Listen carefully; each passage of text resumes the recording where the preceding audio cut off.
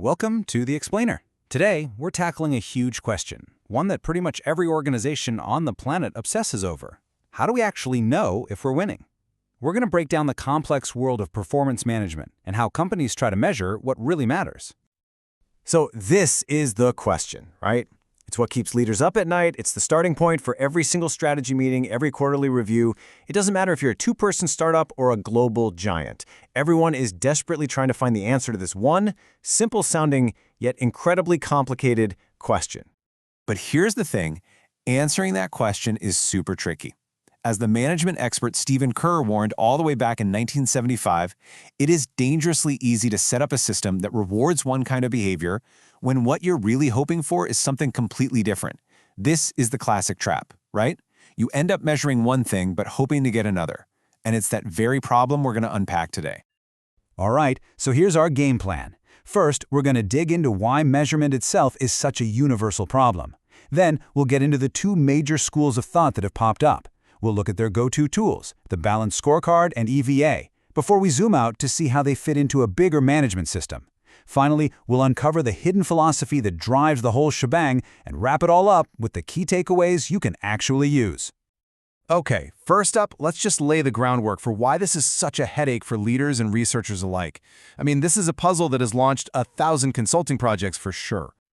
So here's the most important thing to get straight right away. There's no silver bullet here. There isn't a single magic number that tells a company everything it needs to know. Nope. Instead, leaders have to pick and choose from this whole menu of options, trying to mix financial metrics with non-financial ones to get something that looks like a complete picture.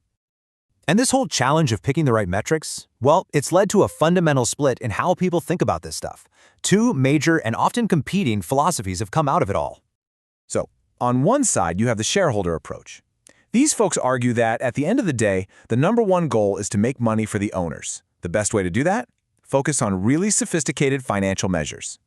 But on the other side, you've got the stakeholder approach. And they say, whoa, not so fast. You can't just focus on the owners. To win in the long run, you have to balance the needs of your customers, your employees, and your shareholders, using a whole mix of metrics. Now, what's really cool is that these aren't just, abstract ideas that stay in a textbook. They get turned into actual real-world tools that managers use every single day.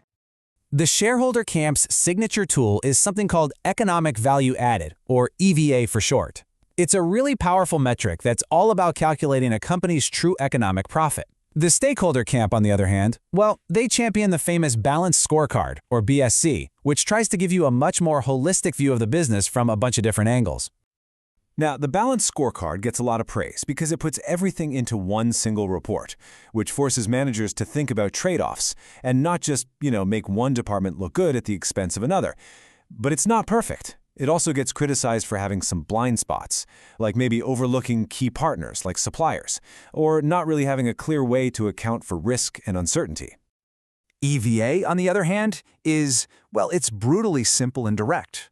The logic is just a two-step process. Step 1, figure out a financial metric that really captures how much profit you're making after you account for the cost of all the money you're using. Step 2, tie people's bonuses directly to hitting that number. It is all about pure, unadulterated financial value. But look, these tools are just one piece of the puzzle. To really work, they have to be part of a complete, interconnected performance management system, or a PMS, because measurement by itself, that's not enough. So what does a complete system even look like? To get at that question, a couple of researchers, Aldonio Ferreira and David Otley, came up with a really powerful framework to describe the whole system in a much more holistic way. Their framework is built around these 12 key questions. It's a fantastic way to analyze a company because it covers the company's foundation, its vision and strategy. It also looks at execution, the specific measures, targets, and rewards, and finally it examines the follow-up, how information flows, how the system is actually used, and how it changes over time. But wait, there's one more layer to this, and it's even deeper. What is it that determines how a company is going to answer all of those 12 questions in the first place? Well, it all comes down to its core beliefs. So building on that 12-question framework, researchers Jane Broadbent and Richard Laughlin argued that the design of any system is ultimately shaped by the organization's underlying philosophy, its fundamental beliefs about how work should get done and how decisions ought to be made. And they proposed these two ideal types of systems. First, you've got a transactional system. This is very top-down, very specific, kind of like a contract where the inputs and outputs are crystal clear. On the flip side, you have a relational system. This one's way more collaborative and fluid, where goals are discussed among all the stakeholders, and the real focus is on long-term sustainability. Whew. Okay, that was a pretty quick tour through the world of performance management. So let's pull it all together. What are the most important things to walk away with? Here's the story in a nutshell. It all kicks off with that core debate, shareholders versus stakeholders. That conflict gives birth to specific tools, right? Like the laser focus of EVA or the wide-angle lens of the Balanced Scorecard. But remember, it is not just about the tools, it's about the entire system they live inside of. And finally, that system's design is all driven by a company's deep-down philosophy, making it more transactional or more relational. Oh, and one last thing.